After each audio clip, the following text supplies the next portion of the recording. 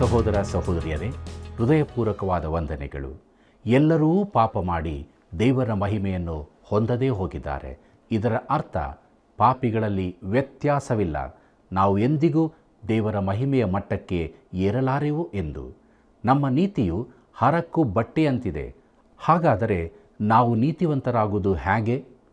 ದೇವರ ನೀತಿ ಅಂದರೆ ಏನು? ಬನ್ನಿ ಎಲ್ಲವನ್ನು ತಿಳಿದುಕೊಳ್ಳೋಣ.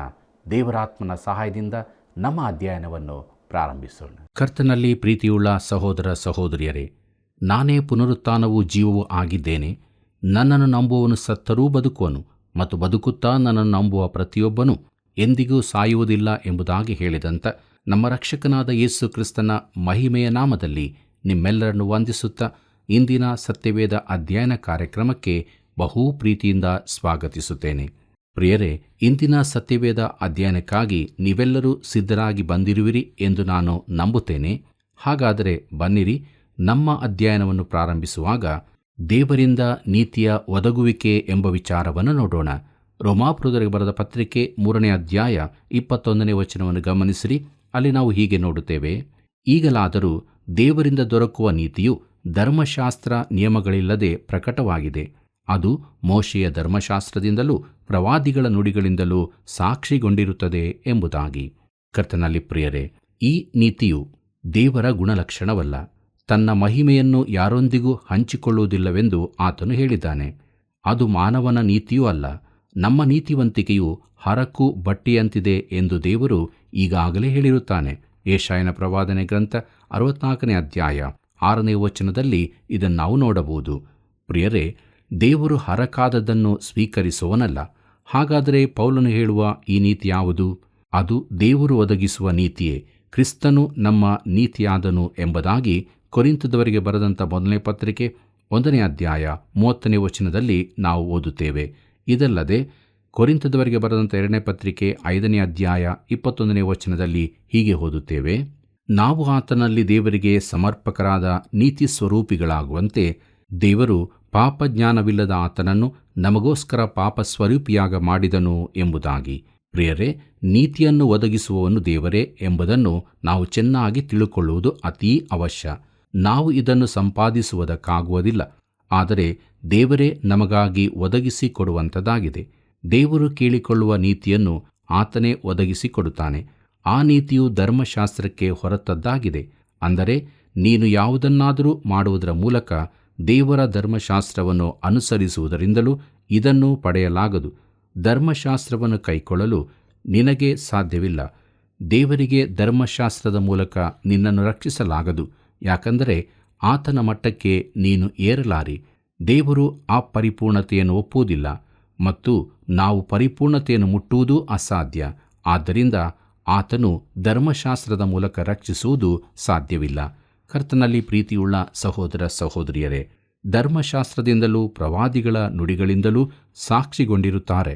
ಅಂದರೆ ಧರ್ಮಶಾಸ್ತ್ರವು ಅದಕ್ಕೆ ಸಾಕ್ಷಿಯಾಗಿತ್ತು. ಮೋಶೆಯ ಧಾರ್ಮಿಕ ಆಚಾರಗಳ ಕೇಂದ್ರದಲ್ಲಿ ಕ್ರಿಸ್ತನೆಡೆಗೆ ಸೂಚಿಸುವ ರಕ್ತಾರ್ಪಣೆಯ ಯಜ್ಞಗಳು ಅರ್ಪಿಸಲ್ಪಡುವ ಗುಡಾರವಿತ್ತು. ಪ್ರವಾದಿಗಳು ಕೂಡ ಮುಂದೆ ಬರಲಿರುವ ಕ್ರಿಸ್ತನ ಕುರಿತಾಗಿ, ಆತನ ಮರಣ ಪುನರುತ್ಥಾನಗಳ ಕುರಿತಾಗಿ ಹೇಳಿದರು. ಉದಾಹರಣೆಗೆ ಯೆಶಾಯನ ಪ್ರವಾದನೆ ಗ್ರಂಥ 53ನೇ ಅಧ್ಯಾಯ 6 ಮತ್ತು 10ನೇ ವಚನದಲ್ಲಿ ಅವನು ಹೀಗೆ ಹೇಳಿದ್ದಾನೆ: ನಾವೆಲ್ಲರೂ ಕುರಿಗಳಂತೆ ದಾರಿ ತಪ್ಪಿ ತೊಳಲುತ್ತಿದ್ದೆವು. ಪ್ರತಿಯೊಬ್ಬನೂ ತನ್ನ ತನ್ನ ದಾರಿಯನ್ನು ಹಿಡಿಯುತ್ತಿದ್ದನು. ನಮ್ಮೆಲ್ಲರ ದೋಷ ಫಲವನ್ನು ಯೆಹೋವನು ಅವನ ಮೇಲೆ ಹಾಕಿದನು. ಅವನನ್ನು ಜಜ್ಜುವುದು ಯೆಹೋವನ ಸಂಕಲ್ಪವಾಗಿತ್ತು. ಆತನು ಅವನನ್ನು ವ್ಯಾಧಿಯಿಂದ ಬಾಧಿಸಿ ಹೀಗೆಂದುಕೊಂಡನು: ಇವನು ತನ್ನ ಆತ್ಮವನ್ನು ಪ್ರಾಯಶ್ಚಿತ್ತ ಯಜ್ಞಕ್ಕಾಗಿ ಒಪ್ಪಿಸಿದ ಮೇಲೆ ತನ್ನ ಸಂತಾನವನ್ನು ನೋಡುವನು, ಚಿರಂಜೀವಿಯಾಗುವನು. ನನ್ನ ಸಂಕಲ್ಪವು ಇವನ ಕೈಯಿಂದ ನೆರವೇರುವುದು ಎಂಬುದಾಗಿ. ಪ್ರೀತಿಯುಳ್ಳ ದೇವಜನರೇ, ದೇವರು ಕ್ರಿಸ್ತನಲ್ಲಿ ಒದಗಿಸಲಿರುವ ಈ ನೀತಿಯ ಕುರಿತಾಗಿ ಧರ್ಮಶಾಸ್ತ್ರವು ಪ್ರವಾದಿಗಳು ಸಾಕ್ಷಿ ಹೇಳಿದರು. ಮುಂದಕ್ಕೆ ನಾವು ನೋಡೋಣ. ರೋಮಾಪುರದವರಿಗೆ ಬರೆದ ಪತ್ರಿಕೆ 3ನೇ ಅಧ್ಯಾಯ 22 ಮತ್ತು 23ನೇ ವಚನಗಳನ್ನು.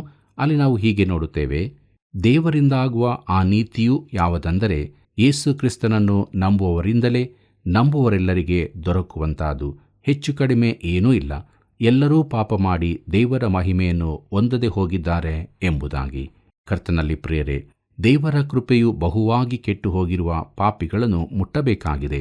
ಆದರೆ ಅಷ್ಟು ಕೆಟ್ಟವರಾಗಿಲ್ಲದವರಿಗೆ ಅದು ಅವಶ್ಯವಿಲ್ಲ ಎಂದು ನಾನು ಯುವಕ ಪ್ರಸಂಗಿಯಾಗಿದ್ದಾಗ ಭಾವಿಸುತ್ತಿದ್ದೆ.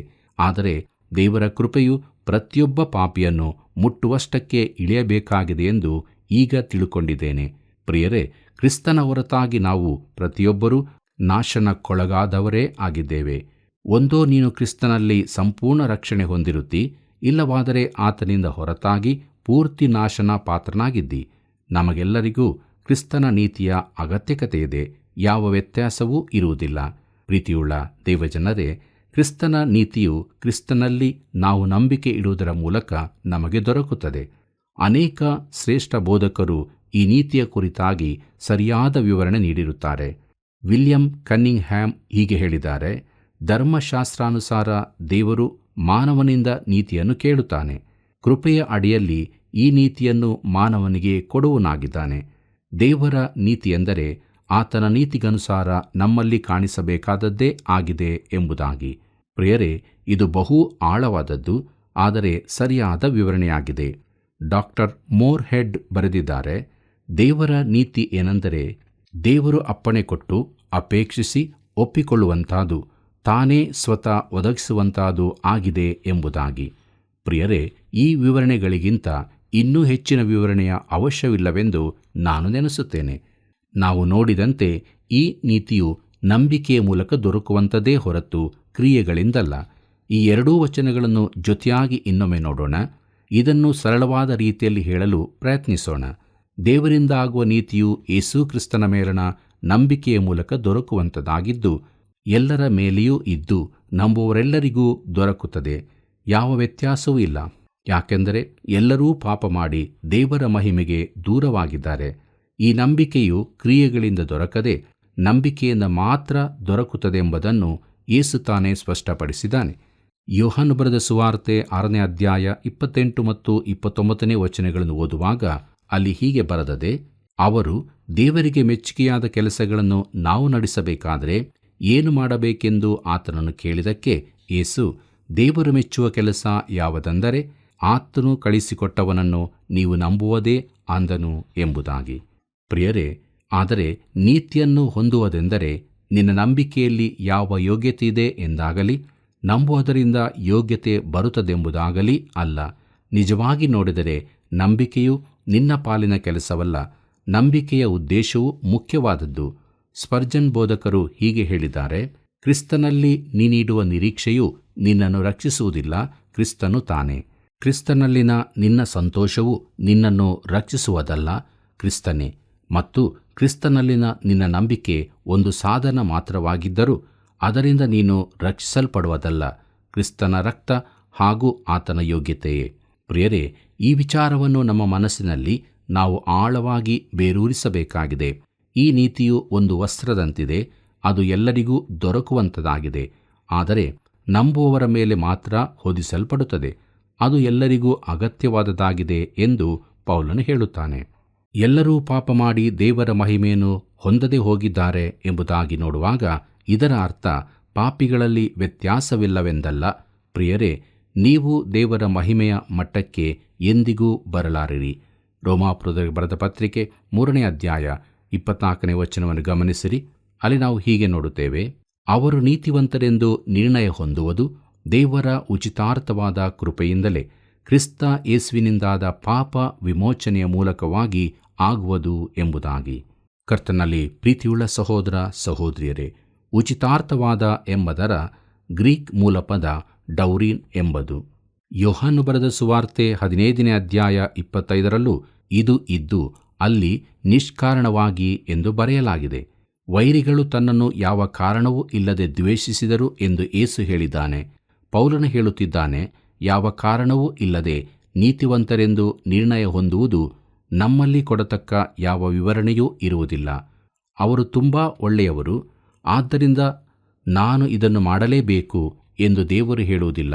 ಮೊದಲೇ ತಿಳಿಸಿದಂತೆ ದೇವರ ಕೃಪೆಯನ್ನು ಹಕ್ಕಿನಿಂದ ಕೇಳಿಕೊಳ್ಳುವ ಯಾವುದೂ ನಮ್ಮಲ್ಲಿಲ್ಲ. ನಮ್ಮ ಅಗತ್ಯತೆ ಮಾತ್ರ. ಯಾವ ಕಾರಣವೂ ಇಲ್ಲದೆ ನಾವು ನೀತಿವಂತರೆಂದು ನಿರ್ಣಯಿಸಲ್ಪಟ್ಟಿದ್ದೇವೆ. ಅದು ಆತನ ಕೇವಲ ಕೃಪೆಯೇ. ಅಂದರೆ ನಮ್ಮಲ್ಲಿ ಅದಕ್ಕೆ ತಕ್ಕ ಅರ್ಹತೆ ಯಾವುದೂ ಇಲ್ಲ ಎಂಬುದು ಸತ್ಯ. ಪ್ರಿಯರೇ, ಕೃಪೆಯಿಂದಲೇ ಯಾವ ಯೋಗ್ಯತೆಯೂ ಇಲ್ಲದೆ ಹೊಂದುವ ದಯೆ, ಅದು ಪ್ರೀತಿಯ ಕಾರ್ಯರೂಪಕವಾಗಿದೆ. ಕರ್ತನಲ್ಲಿ ಪ್ರಿಯರೇ, ಯೇಸು ಕ್ರಿಸ್ತನಿಂದಾದ ಪಾಪ ವಿಮೋಚನೆ ಮೂಲಕ ಎಂಬುದಾಗಿ ನೋಡುವಾಗ, ವಿಮೋಚನೆಯು ಯಾವಾಗಲೂ ದೇವರ ಕೃಪೆಯೊಂದಿಗೆ ಜೋಡಣೆಯಾಗಿದೆ. ದೇವರು ನನ್ನನ್ನು ನಿನ್ನನ್ನು ರಕ್ಷಿಸುವುದಕ್ಕೆ ಕಾರಣ ಕ್ರಿಸ್ತನು ಬೆಲೆತೆತ್ತು ನಮ್ಮನ್ನು ಬಿಡುಗಡೆ ಮಾಡಿರುವುದೇ ಆಗಿದೆ. ನಮಗೆ ಅದು ಸಿಗುವಂತೆ ಮಾಡಲು ಆತನು ಕ್ರೂಜೆಯ ಮೇಲೆ ಸತ್ತನು. ನಂಬಿಕೆಯ ಮೂಲಕ ನೀತಿವಂತರಾಗುವುದೆಂದರೆ ನಮ್ಮ ಪಾಪಗಳು ತೆಗೆಯಲ್ಪಡುವುದು. ಪಾಪ ಕ್ಷಮೆ ಮಾತ್ರವಲ್ಲ, ಅದಕ್ಕಿಂತಲೂ ಹೆಚ್ಚಿನದಾಗಿದೆ. ಅದು ಕ್ರಿಸ್ತನ ನೀತಿಯನ್ನು ಕೂಡಿಸುವುದಾಗಿದೆ. ಅಂದರೆ ಆದಾಮನ ಮೊದಲಿನ ಸ್ಥಿತಿಗೆ ನಾವು ಪುನಃ ಸ್ಥಾಪಿಸಲ್ಪಡುವುದು ಮಾತ್ರವಲ್ಲದೆ, ನಾವು ಕ್ರಿಸ್ತನಲ್ಲಿ ಇರಿಸಲ್ಪಟ್ಟಿದ್ದು, ಈ ಸ್ಥಿತಿಯಲ್ಲಿ ದೇವರ ಮಕ್ಕಳಾಗಿ ನಾವು ನಿತ್ಯ ಯುಗಗಳಲ್ಲಿ ಇರುತ್ತೇವೆ. ಪ್ರೀತಿಯುಳ್ಳ ದೇವಜನರೇ, ದೇವರು ನಮ್ಮನ್ನು ತನ್ನ ಕೃಪೆಯಿಂದ ರಕ್ಷಿಸುತ್ತಾನೆ. ಈ ಕೃಪೆಯ ಯುಗದಲ್ಲಿ ಈ ಹೊರತೆಯಿಂದಲೇ ದೇವರ ಜೀವದ ನೀರು ಹರಿಯುತ್ತಿರುತ್ತದೆ ಮತ್ತು ತನ್ನ ಮಗನನ್ನು ಮರಣಕ್ಕೆ ಒಪ್ಪಿಸಿದ ದೇವರ ಕಾರ್ಯದಿಂದಾಗಿಯೇ ದೇವರು ಕೃಪೆಯಿಂದ ರಕ್ಷಿಸಲು ಸಾಧ್ಯವಾಗಿದೆ. ಪೌಲನು ಎಫೆಸದವರಿಗೆ ಬರೆದ ಪತ್ರಿಕೆ 2ನೇ ಅಧ್ಯಾಯ 4 ಮತ್ತು 5ರಲ್ಲಿ ಹೀಗೆ ಹೇಳುತ್ತಾನೆ: ಆದರೆ ಕರುಣಾನಿಧಿಯಾಗಿರುವ ದೇವರು ನಮ್ಮ ಮೇಲೆ ಮಹಾಪ್ರೀತಿಯನ್ನಿಟ್ಟು ಅಪರಾಧಗಳ ದೆಸೆಯಿಂದ ಸತ್ತವರಾಗಿದ್ದ ನಮ್ಮನ್ನು ಕ್ರಿಸ್ತನೊಂದಿಗೆ ಬದುಕಿಸಿದನು. ಕೃಪೆಯಿಂದಲೇ ರಕ್ಷಣೆ ಹೊಂದಿದವರಾಗಿದ್ದೀರಿ ಎಂಬುದಾಗಿ. ಪ್ರೀತಿಯುಳ್ಳ ದೇವಜನರೇ, ಈ ಕೃಪೆಯ ಕುರಿತು ಡಾಕ್ಟರ್ ನ್ಯೂವೆಲ್ ಅವರು ಹೀಗೆ ಹೇಳಿದ್ದಾರೆ: ಕ್ರಿಸ್ತನ ಯಜ್ಞಾರ್ಪಣೆ ಎಂಬ ನಿತ್ಯ ಕಾರ್ಯದ ಮೂಲಕ ಕಾರ್ಯರೂಪಕ್ಕೆ ಬರುವ ದೇವರ ನಿತ್ಯ ಪ್ರೀತಿಯೇ ಆತನ ಕೃಪೆಯಾಗಿದೆ ಮತ್ತು ತಡೆಯಿಲ್ಲದ ನಿತ್ಯವಾದ ಸ್ವಾತಂತ್ರ್ಯವು ಧರ್ಮಶಾಸ್ತ್ರದ ಯಾವ ತಡೆಯಿಲ್ಲದೆ ಒದಗುವಂಥದ್ದಾಗಿದೆ. ಈಗ ಪರಿಶುದ್ಧನಾದ ದೇವರು ನಿನ್ನ ಅಗತ್ಯತೆಗಳನ್ನು ಪೂರೈಸುವುದಕ್ಕಾಗಿ ನಿನ್ನ ಬಳಿಗೆ ಇಳಿದು ಬರಬಹುದು. ಕ್ರಿಸ್ತನಲ್ಲಿ ನಂಬಿಕೆ ಇಡುವವರನ್ನು ರಕ್ಷಿಸಲು ಈಗ ಪರಿಶುದ್ಧ ದೇವರಿಗೆ ಸಾಧ್ಯವಿದೆ ಎಂಬುದನ್ನು ತಿಳಿದುಕೊಳ್ಳುವುದು ಎಂಥ ಅದ್ಭುತ ಸಂಗತಿಯಾಗಿದೆ. ಡಾಕ್ಟರ್ ನ್ಯೂವೆಲ್ ಪುನಃ ಹೇಳಿದ್ದಾರೆ: ದೇವರ ರಕ್ಷಣೆಗೆ ಸಂಬಂಧಿಸಿದೆಲ್ಲವೂ ಕೊಡುವುದರಲ್ಲಿ ಹರ್ಷದಾಯಕವೂ, ಸ್ಥಿತಿಯಲ್ಲಿ ನಿತ್ಯವಾದದ್ದು, ಗುಣದಲ್ಲಿ ಬದಲಾಗದ್ದೂ ಆಗಿರುತ್ತದೆ ಮತ್ತು ಇದೆಲ್ಲವೂ ಕ್ರಿಸ್ತನಲ್ಲಿ, ಆತನಲ್ಲಿ ಮಾತ್ರವೇ ದೊರಕುವಂಥದ್ದಾಗಿದೆ. ಆತನು ಮಾತ್ರ ಅದರ ಬೆಲೆಯನ್ನು ತೆರಬಲ್ಲವನಾಗಿದ್ದನು. ಪ್ರಿಯರೇ, ಪೇತ್ರನು ಇಸ್ರಾಯೇಲ್ ಜನಕ್ಕೆ ಹೀಗೆ ಹೇಳಿದನು. ಅಪೊಸ್ತಲ ಕೃತ್ಯಗಳು 4ನೇ ಅಧ್ಯಾಯ 12ನೇ ವಚನದಲ್ಲಿ ಅಲ್ಲಿ ಹೀಗೆ ಬರೆದದೆ: ಬರಬೇಕಾದ ರಕ್ಷಣೆಯು ಇನ್ನಾರಲ್ಲಿಯೂ ಸಿಕ್ಕುವುದಿಲ್ಲ. ಆ ಹೆಸರಿನಿಂದಲೇ ಹೊರತು ಆಕಾಶದ ಕೆಳಗೆ ಮನುಷ್ಯರೊಳಗೆ ಕೊಡಲ್ಪಟ್ಟಿರುವ ಬೇರೆ ಯಾವ ಹೆಸರಿನಿಂದಲೂ ನಮಗೆ ರಕ್ಷಣೆಯಾಗುವುದಿಲ್ಲ ಎಂದು ಹೇಳಿದನು ಎಂಬುದಾಗಿ. ಪ್ರಿಯರೇ, ಮುಂದಕ್ಕೆ ರೋಮಾಪುರದವರಿಗೆ ಬರೆದ ಪತ್ರಿಕೆ 3ನೇ ಅಧ್ಯಾಯ 25 ಮತ್ತು 26ನೇ ವಚನವನ್ನು ಗಮನಿಸಿರಿ. ಅಲ್ಲಿ ನಾವು ಹೀಗೆ ನೋಡುತ್ತೇವೆ: ಈತನು ತನ್ನ ರಕ್ತವನ್ನು ಸುರಿಸಿ ನಂಬಿಕೆ ಇದ್ದವರಿಗಾಗಿ ಕೃಪಾಧಾರವಾಗಬೇಕೆಂದು ದೇವರು ಈತನನ್ನು ಮುಂದಿಟ್ಟನು. ದೇವರು ಹಿಂದಿನ ಕಾಲದ ಪಾಪಗಳನ್ನು ದಂಡಿಸದೆ ಸಹಿಸಿಕೊಂಡಿರಲಾಗಿ ತನ್ನ ನೀತಿಯನ್ನು ಈಗಿನ ಕಾಲದಲ್ಲಿ ಹೀಗೆ ತೋರಿಸಿ, ತಾನು ನೀತಿ ಸ್ವರೂಪನಾಗಿಯೂ ಯೇಸುವಿನಲ್ಲಿ ನಂಬಿಕೆ ಇಡುವವರನ್ನು ನೀತಿವಂತರೆಂದು ನಿರ್ಣಯಿಸುವನಾಗಿಯೂ ಕಾಣಿಸಿಕೊಂಡಿದ್ದಾನೆ ಎಂಬುದಾಗಿ. ಪ್ರೀತಿಯುಳ್ಳ ದೇವಜನರೇ, ತನ್ನ ರಕ್ತವನ್ನು ಸುರಿಸಿ ನಂಬಿಕೆ ಇದ್ದವರಿಗಾಗಿ ಎಂಬುದಾಗಿ ನೋಡುವಾಗ, ರಕ್ತವು ಆತನ ಜೀವದ ಕುರಿತಾಗಿ ಮಾತಾಡುತ್ತದೆ. ರಕ್ತಧಾರೆ ಇಲ್ಲದೆ ಪಾಪ ಪರಿಹಾರವಿಲ್ಲ ಎಂಬುದಾಗಿ ಇಬ್ರಿಯರಿಗೆ ಬರೆದ ಪತ್ರಿಕೆ 9ನೇ ಅಧ್ಯಾಯ 22ನೇ ವಚನದಲ್ಲಿ ಓದುತ್ತೇವೆ. ಒಬ್ಬನನ್ನು ಚೂರಿಯಿಂದ ಹಿರಿದಾಗ ರಕ್ತ ತುಂಬಾ ಹರಿದು ಆ ವ್ಯಕ್ತಿ ಸಾಯುತ್ತಾನೆ, ಯಾಕಂದರೆ ಅವನ ಜೀವವು ರಕ್ತದಲ್ಲಿರುತ್ತದೆ. ಪ್ರಿಯರೇ, ಯೇಸು ಕ್ರಿಸ್ತನ ಜೀವವು ಕೊಡಲ್ಪಟ್ಟಿತು. ಪೇತ್ರನ ಪ್ರಕಾರ ಈ ರಕ್ತವು ಅತಿ ಅಮೂಲ್ಯವಾದದ್ದಾಗಿದೆ. ಈ 2 ವಚನಗಳು ತುಂಬ ಅರ್ಥಗರ್ಭಿತವಾಗಿರುತ್ತದೆ. ಪ್ರಾಯಶ್ಚಿತ್ತ, ನೀತಿ, ದಂಡಿಸದೆ ಇತ್ಯಾದಿ ಶಬ್ದಗಳಿವೆ. ಅವು ಕಷ್ಟಕರವಾದ ಶಬ್ದಗಳಾದರೂ ಅವುಗಳಿಂದ ಭಯಪಡಬೇಕಾಗಿಲ್ಲ. ಯಾಕಂದರೆ ಈ ವಚನಗಳನ್ನು ನಮ್ಮ ಸರಳ ಭಾಷೆಗೆ ಪರಿವರ್ತಿಸಿದಾಗ ಅವುಗಳಲ್ಲಿ ದೈವಶಾಸ್ತ್ರದ ಮೂಲಾಂಶವೇ ಅಡಗಿರುವುದನ್ನು ತಿಳಿಯುತ್ತೇವೆ. ಕೆಲ್ವಿನ್ ಎಂಬುವರು ಹೀಗೆ ಬರೆದಿದ್ದಾರೆ: ಕ್ರಿಸ್ತನಲ್ಲಿನ ದೇವರ ನೀತಿಯ ಕುರಿತು ಇದಕ್ಕಿಂತ ಚೆನ್ನಾಗಿ ತಿಳಿಯಪಡಿಸುವ ವಾಕ್ಯ ಇಡೀ ಸತ್ಯವೇದದಲ್ಲಿ ಬೇರೊಂದು ಇರಲಿಕ್ಕಿಲ್ಲ ಎಂಬುದಾಗಿ. ಪ್ರೀತಿಯುಳ್ಳ ದೇವಜನರೇ, ದೇವರು ಆತನನ್ನು ಮುಂದಿಟ್ಟನು ಎಂಬುದಾಗಿ ನೋಡುವಾಗ, ರಕ್ಷಣೆಯ ಶಿಲ್ಪಿಯು ದೇವರೇ ಆಗಿದ್ದಾನೆ ಮತ್ತು ರಕ್ಷಿಸುವ ಸಾಮರ್ಥ್ಯವುಳ್ಳವನು ಕೂಡ ಆತನೊಬ್ಬನೇ ಆಗಿದ್ದಾನೆ. ನೀನು ರಕ್ಷಿಸಿಕೊಳ್ಳಲು ಸಮರ್ಥರಲ್ಲ. ಯಾವ ಮತಧರ್ಮವೂ ನಮ್ಮನ್ನು ರಕ್ಷಿಸಲಾರದು, ಯಾವ ಸಭೆಯೂ ರಕ್ಷಿಸಲಾರದು. ಪೌಲನು ಕೊರಿಂಥದವರಿಗೆ ಹೀಗೆ ಬರೆದಿದ್ದಾನೆ. ಕೊರಿಂಥದವರಿಗೆ ಬರೆದಂಥ 2ನೇ ಪತ್ರಿಕೆ 5ನೇ ಅಧ್ಯಾಯ 18ನೇ ವಚನದಲ್ಲಿ, ಇದೆಲ್ಲ ದೇವರಿಂದಲೇ ಉಂಟಾದದ್ದು. ಆತನು ಕ್ರಿಸ್ತನ ಮೂಲಕ ನಮ್ಮನ್ನು ತನಗೆ ಸಮಾಧಾನಪಡಿಸಿಕೊಂಡು ಸಮಾಧಾನ ವಿಷಯವಾದ ಸೇವೆಯನ್ನು ನಮಗೆ ಅನುಗ್ರಹಿಸಿದ್ದಾನೆ ಎಂಬುದಾಗಿ. ಪ್ರೀತಿಯುಳ್ಳ ದೇವಜನರೇ, ಆತನೇ ಮಾಡಿದ್ದು ಈಗ ಈ ಸಂಧಾನದ ವಿಷಯವಾದ ಸೇವೆಯನ್ನು ನಮಗೆ ಕೊಟ್ಟನು. ಮತ್ತು ಪವಿತ್ರನಾದ ದೇವರು ನಮ್ಮಿಂದ ಕೇಳುವುದು ಆತನೊಂದಿಗೆ ಸಂಧಾನವಾಗಬೇಕೆಂಬುದಾಗಿಯೇ. ದೇವರ ಹೃದಯವನ್ನು ಮೃದು ಮಾಡಲು ನಾವು ಯಾರೂ ಏನೂ ಮಾಡಬೇಕಾಗಿಲ್ಲ. ಪ್ರಿಯ ಸ್ನೇಹಿತನೇ, ದೇವರ ಹೃದಯವು ಮೃದುವಾಗಿಯೇ ಇದೆ. ನೀನು ಆತನ ಬಳಿಗೆ ಬರಬೇಕು ಅಷ್ಟೇ. ಆತನು ನಿನ್ನೊಂದಿಗೆ ಸಮಾಧಾನವಾಗಿದ್ದಾನೆ. ಆತನು ನಿನಗೆ ಹೇಳುತ್ತಾನೆ, ನೀನು ದೇವರೊಂದಿಗೆ ಸಮಾಧಾನವಾಗು ಎಂಬುದಾಗಿ. ಪ್ರೀತಿಯುಳ್ಳ ದೇವಜನರೇ, ಕೃಪಾಧಾರ ಎಂಬ ವಿಚಾರವನ್ನು ನೋಡುವಾಗ ಇದು ಕ್ರಿಸ್ತನು ರಕ್ಷಕನಾಗಿ ನೇಮಿಸಲ್ಪಟ್ಟ 2000 ವರ್ಷಗಳ ಹಿಂದಿನ ಕಾಲಕ್ಕೆ ನಮ್ಮನ್ನು ನಡೆಸುತ್ತದೆ. ದೇವಾಲಯದ ತೆರೆಯು ಕೃಪಾಸ್ಥಾನವನ್ನು ಮರೆಮಾಡಿತ್ತು. ಮಹಾಯಾಜಕನು ಮಾತ್ರ ಈ ತೆರೆಯಿಂದ ಕೃಪಾಸ್ಥಾನದೊಳಕ್ಕೆ ಪ್ರವೇಶ ಮಾಡಬಹುದಾಗಿತ್ತು. ಆದರೆ ಇಂದು ಕ್ರಿಸ್ತನೇ ನಮ್ಮ ಕೃಪಾಸ್ಥಾನವಾಗಿ ನಮ್ಮೆದುರಿಗೆ ಇಡಲ್ಪಟ್ಟಿದ್ದಾನೆ. ಕೃಪಾಸ್ಥಾನದ ಕುರಿತಾಗಿ ಇಬ್ರಿಯ ಗ್ರಂಥಕರ್ತನು ಹೀಗೆ ಬರೆಯುತ್ತಾನೆ. ಇಬ್ರಿಯರಿಗೆ ಬರೆದ ಪತ್ರಿಕೆ 9ನೇ ಅಧ್ಯಾಯ 5ನೇ ವಚನದಲ್ಲಿ ಅಲ್ಲಿ ಹೀಗೆ ಬರೆದದೆ, ಅದರ ಮೇಲೆ ದೇವರ ಪ್ರಭಾವವನ್ನು ಸೂಚಿಸುವ ಕೆರೂಬಿಗಳು ಕೃಪಾಸನವನ್ನು ಆಚ್ಛಾದಿಸಿಕೊಂಡಿದ್ದವು. ಸದ್ಯಕ್ಕೆ ಈ ವಿಷಯಗಳನ್ನು ಒಂದೊಂದಾಗಿ ವಿವರಿಸುವುದಕ್ಕೆ ಆಗುವುದಿಲ್ಲ ಎಂಬುದಾಗಿ. ಪ್ರಿಯರೇ, ಅದರ ಮೇಲೆ ದೇವರ ಪ್ರಭಾವವನ್ನು ಸೂಚಿಸುವ ಕೆರೂಬಿಗಳಿದ್ದರು. ಕೃಪಾಸನ ಶಬ್ದದ ಮೂಲ ಗ್ರೀಕ್ ಪದವು ಸಮಾಧಾನ ಯಜ್ಞ ಎಂಬ ಮೂಲಾರ್ಥವನ್ನು ಕೊಡುತ್ತದೆ. ಕ್ರಿಸ್ತನು ಕೃಪಾಸನವಾಗಿ ತೋರಿಸಲ್ಪಟ್ಟಿದ್ದಾನೆ. ಸುಂಕದವನಿಗೆ ಕೃಪಾಸನವು ಬೇಕಾಗಿದ್ದರಿಂದ ಅವನು, ದೇವರೇ, ಪಾಪಿಯಾದ ನನ್ನನ್ನು ಕರುಣಿಸು ಎಂದು ಮೊರೆಯಿಟ್ಟನು. ಲೂಕನು ಬರೆದ ಸುವಾರ್ತೆ 18ನೇ ಅಧ್ಯಾಯ 13ನೇ ವಚನದಲ್ಲಿ ಇದನ್ನು ಓದುತ್ತೇವೆ. ಪ್ರಿಯರೇ, ಅದರ ಅರ್ಥ, ದೇವರೇ, ಬಡ ಪಾಪಿಯಾದ ನಾನು ಸಮೀಪಿಸಬಹುದಾದ ಒಂದು ಕೃಪಾಸನ ಇರುತ್ತಿದ್ದರೆ ಎಂದಾಗುತ್ತದೆ. ಒಬ್ಬ ಯಹೂದ್ಯನು ಸುಂಕದವನಾಗುವಾಗ ಅವನು ತನ್ನನ್ನು ದೇವಾಲಯದಿಂದ ದೂರವಿರಿಸಿಕೊಂಡು ಕೃಪಾಸ್ಥಾನದಿಂದಲೂ ದೂರವಾಗುತ್ತಾನೆ. ಈಗ ಒಂದು ಕೃಪಾಸ್ಥಾನವು ಇಡಲ್ಪಟ್ಟಿದೆ ಎಂದು ಪೌಲನು ಹೇಳುತ್ತಾನೆ. ಪ್ರಿಯರೇ, ಕ್ರಿಸ್ತನ ರಕ್ತದಲ್ಲಿ ನಂಬಿಕೆ ಇಡುವ ಮೂಲಕ ಆತನು ಸಮಾಧಾನ ಯಜ್ಞವಾಗುವಂತೆ ದೇವರು ಮಾಡಿದ್ದಾನೆ. ನಮಗೊಬ್ಬ ಪರಿಶುದ್ಧವಾದ ದೇವರಿದ್ದು ಆತನು ಸಂತೋಷದಿಂದಲೂ ತೃಪ್ತಿಯಿಂದಲೂ ಆತ್ಮಸಂತಸದಿಂದಲೂ ಲೋಕಕ್ಕೆ ಬಂದು ಕೃಪಾಸನವನ್ನು ತೆರೆದಿಟ್ಟಿದ್ದಾನೆಂಬುದು ತಿಳಿದುಕೊಳ್ಳುವುದು ಎಂಥ ಅದ್ಭುತ ಸಂಗತಿಯಾಗಿದೆಯಲ್ಲವೇ? ಪ್ರೀತಿಯುಳ್ಳ ಸಹೋದರ ಸಹೋದರಿಯರೇ, ದೇವರು ನಿನ್ನನ್ನು ಮನಸ್ಸಿಲ್ಲದ ಮನಸ್ಸಿನಿಂದ ರಕ್ಷಿಸುವುದಲ್ಲ. ನೀನು ಬಂದರೆ ಆತನು ಪೂರ್ಣ ಮನಸ್ಸಿನಿಂದ ಸಮೃದ್ಧಿಯಾಗಿ ನಿನ್ನನ್ನು ರಕ್ಷಿಸುತ್ತಾನೆ. ಆತನು ಎಷ್ಟು ಒಳ್ಳೆಯವನು! ನನ್ನಿಂದ ಯಾವುದನ್ನೂ ತಡೆ ಹಿಡಿದಿಲ್ಲ. ಆತನು ಬಾ ಎನ್ನುತ್ತಾನೆ. ಆತನು ನಿನ್ನನ್ನು ಸ್ವೀಕರಿಸುತ್ತಾನೆ.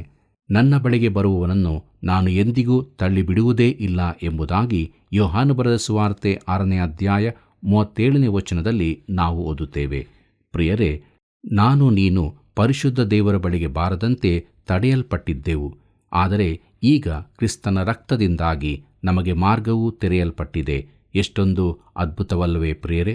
ದೇವರು ಇಂದಿನ ಕಾಲದ ಪಾಪಗಳನ್ನು ದಂಡಿಸದೆ ಸಹಿಸಿಕೊಂಡಿರಲಾಗಿ ತನ್ನ ನೀತಿಯನ್ನು ಈಗಿನ ಕಾಲದಲ್ಲಿ ಹೀಗೆ ತೋರಿಸಿ ಎಂಬುದಾಗಿ ನೋಡುವಾಗ ಇದರ ಅರ್ಥ ನಿನ್ನ ಹಿಂದಿನ ಪಾಪಗಳನ್ನಲ್ಲ, ಆದರೆ ಕ್ರೂಜೆಗಿಂತ ಮುಂಚೆ ಜೀವಿಸಿದ್ದವರ ಪಾಪಗಳನ್ನು. ಹಳೆ ಒಡಂಬಡಿಕೆಯಲ್ಲಿ ಅವರು ಒಂದು ಕುರಿಮರಿಯನ್ನು ತರುತ್ತಿದ್ದರು. ಆದರೆ ಈಗ ನಾವು ದೇವಾಲಯಕ್ಕೆ ಬಲಿಯಾಗಿ ಕುರಿಮರಿಯನ್ನು ಕೊಂಡೊಯ್ಯುವುದಿಲ್ಲ. ಹಾಗೆ ಮಾಡುವುದು ತಪ್ಪಾಗುತ್ತದೆ. ಆದರೆ ಕ್ರಿಸ್ತನ ಬರೋಣಕ್ಕಿಂತ ಮೊದಲು ಅದರ ಅವಶ್ಯಕತೆ ಇತ್ತು. ಧರ್ಮಶಾಸ್ತ್ರದ ಪ್ರಕಾರ ಅದು ಬೇಕಿತ್ತು. ಆ ಕುರಿಮರಿಯು ಕ್ರಿಸ್ತನ ಬರೋಣಕ್ಕೆ ಮುನ್ಸೂಚನೆಯಾಗಿತ್ತು. ಪ್ರಿಯರೇ, ಆ ಚಿಕ್ಕ ಕುರಿಮರಿಯು ಪಾಪಗಳನ್ನು ನಿವಾರಿಸುತ್ತದೆಂದು ಆ ದಿನಗಳಲ್ಲಿ ಯಾರೂ ನಂಬಿರಲಿಕ್ಕಿಲ್ಲ. ಒಂದು ವೇಳೆ ನೀನು ಆ ಕಾಲದಲ್ಲಿರುತ್ತಿದ್ದರೆ, ಹೇಬೇಲನು ದೇವರಿಗೆ ಕುರಿಯನ್ನು ತಂದಾಗ, ಹೇಬೇಲನೇ, ಈ ಚಿಕ್ಕ ಕುರಿಮರಿಯು ನಿನ್ನ ಪಾಪಗಳನ್ನು ನಿವಾರಿಸುತ್ತದೋ ಎಂದು ಕೇಳಿದರೆ ಅವನು ಇಲ್ಲವೆಂದು ಉತ್ತರಿಸುತ್ತಿದ್ದನು. ಆಗ ನೀನು, ಹಾಗಾದರೆ ನೀನೇಕೆ ಅದನ್ನು ತಂದಿದ್ದೀ ಎಂಬುದಾಗಿ ಕೇಳುವುದಾದರೆ ಅವನ ಉತ್ತರ, ದೇವರು ಹಾಗೆ ಹೇಳಿದ್ದಾನೆ, ಆತನು ತರಬೇಕೆಂದು ಅಪ್ಪಣೆ ಕೊಟ್ಟಿದ್ದಾನೆ ಎಂದು ಹೇಳುತ್ತಿದ್ದನು. ಪ್ರಿಯರೇ, ಇಬ್ರಿಯರಿಗೆ ಬರೆದ ಪತ್ರಿಕೆ 11ನೇ ಅಧ್ಯಾಯ 4ನೇ ವಚನದಲ್ಲಿ ಹೀಗೆ ನೋಡುತ್ತೇವೆ, ನಂಬಿಕೆಯಿಂದಲೇ ಹೇಬೇಲನು ಕಾಯಿನನ ಯಜ್ಞಕ್ಕಿಂತ ಶ್ರೇಷ್ಠವಾದ ಯಜ್ಞವನ್ನು ದೇವರಿಗೆ ಸಮರ್ಪಿಸಿದನು ಎಂಬುದಾಗಿ. ಪ್ರಿಯರೇ, ಅವನು ದೈವ ಪ್ರಕಟಣೆಯಿಂದಲೇ ಹೀಗೆ ಮಾಡಿದನು. ಯಾಕಂದರೆ ಸಾರಿದ ವಾರ್ತೆಯು ನಂಬಿಕೆಗೆ ಆಧಾರ.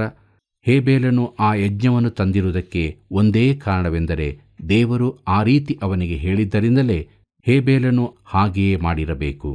ಕರ್ತನಲ್ಲಿ ಪ್ರೀತಿಯುಳ್ಳ ಸಹೋದರ ಸಹೋದರಿಯರೇ, ದೇವರ ಮನಸ್ಸಿನಲ್ಲಿ ನಿರ್ದಿಷ್ಟವಾಗಿ ಏನಿದೆ ಎಂದು ಹೇಬೇಲನನ್ನು ಕೇಳಿರುತ್ತಿದ್ದರೆ ಅವನು ಈ ರೀತಿ ಉತ್ತರಿಸುತ್ತಿದ್ದನು, ದೇವರು ನನ್ನ ತಾಯಿಗೆ ಒಬ್ಬ ರಕ್ಷಕನು ಬರಲಿದ್ದಾನೆಂದು ಹೇಳಿದ್ದಾನೆ.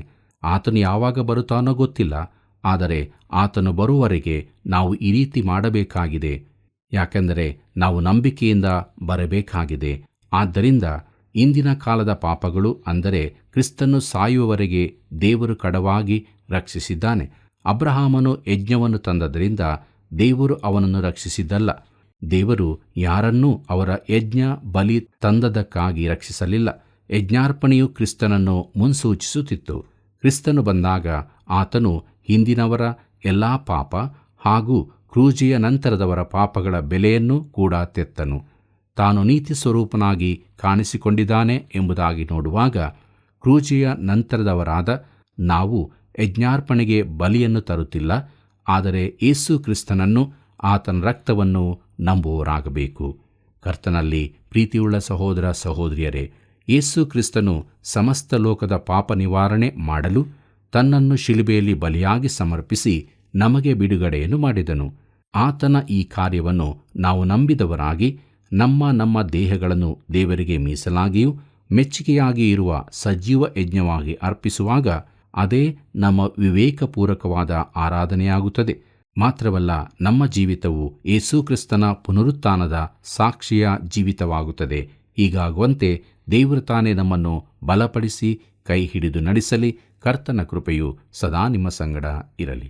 ಪ್ರಿಯರೇ, ನೀತಿಯನ್ನು ನಮಗೆ ಸಂಪಾದಿಸಲು ಆಗುವುದಿಲ್ಲ, ಅದನ್ನು ದೇವರೇ ಒದಗಿಸುವವನು. ಯೇಸು ಕ್ರಿಸ್ತನೇ ದೇವರ ನೀತಿ. ನಾವು ಆತನಲ್ಲಿ ನೀತಿವಂತರಾಗಲು ದೇವರು ಆತನನ್ನು ಕ್ರೂಜೆಯಲ್ಲಿ ಜಜ್ಜಿ ಮರಣ ವೇದನೆಗಳಿಂದ ಬಿಡಿಸಿದನು.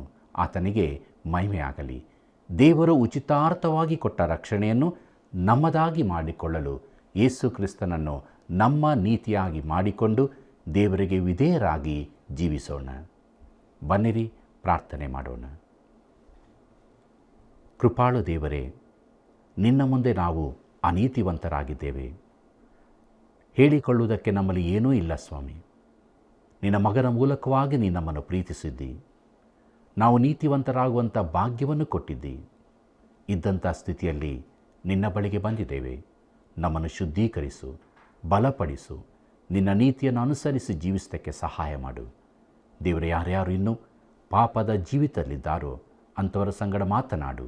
ನಿನ್ನ ವಾಕ್ಯಗಳನ್ನು ಕಳುಹಿಸಿಕೊಡು. ಪಾಪದ ಜೀವಿತದಿಂದ ಬಿಡಿಸಿ ನೀತಿವಂತರಾಗಿ ಜೀವಿಸೋದಕ್ಕೆ ಸಹಾಯ ಮಾಡು. ಯೇಸುವಿನ ನಾಮದಲ್ಲಿ ಬೇಡಿದ್ದೇವೆ ತಂದೆಯೇ, ಆಮೆನ್. ಆತ್ಮೀಯ ಸ್ನೇಹಿತರೆ, ನೀವು ಮಾಡಿದ ಅಮೂಲ್ಯವಾದ ಕರೆಗಳಿಗಾಗಿ ವಂದಿಸುತ್ತೇವೆ. ಅನೇಕ ಜೀವಿತಕ್ಕೆ ನೀವು ಬೆಳಕಾಗಿದ್ದೀರಿ. ಮುಂದೆಯೂ ತಪ್ಪದೇ ಮಿಸ್ ಕಾಲ್ ನೀಡಿ ಸೇವೆಯನ್ನು ಬೆಂಬಲಿಸಿರಿ. ಮತ್ತೆ ಭೇಟಿಯಾಗೋಣ. ವಂದನೆಗಳು.